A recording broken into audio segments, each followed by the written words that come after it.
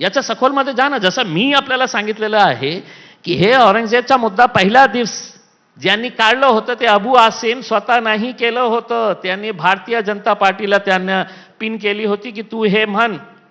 त्यांनी केलं होतं. तर हे नागपूरच्या कोणी केलं? मुसलमानांनी केलं तर मुसलमानावर कारवाई करा ना तुम्ही. पण एकतर्फा कारवाई करू नका. जिथे जिथे हे चाललेलं आहे, जसं मी आज बोलतो की अकबरुद्दीन अवैसीने केलं तर त्याच्यावर FIR रजिस्टर करण्यात आली होती. मग नितेश राणे जेव्हा हे म्हणतो कि मैं मुसलमानों को मस्जिदों के अंदर घुस घुस के मारूंगा, पब्लिक प्लॅटफॉर्मवर, त्यांना खाली येईपर्यंत त्यांच्यावर FIR व्हायला पाहिजे होतं. पोलिसांनी त्यांना स्टेजवरून हे अरेस्ट करायला पाहिजे होतं.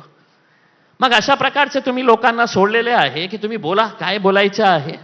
मग इम्तियाज जलील बोललं तर इम्तियाज जलील बोलू शकत नाही. इम्तियाज, माझा स्पष्ट प्रश्न आहे, नागपूरच्या दंगलीमागे भाजपचा काही हात आहे असा तुम्हाला संशय आहे? भाजपचे जवळचे काही सत्तामध्ये बसलेले लोक आहे.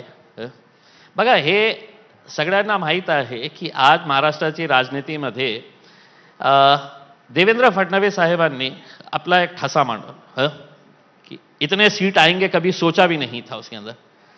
तर ते दुसरे जे होते, जो स्वप्न बघत होते की आम्हाला मुख्यमंत्रीची पुन्हा संधी मिळणार आहे, आता त्यांना काही मिळाली नाही.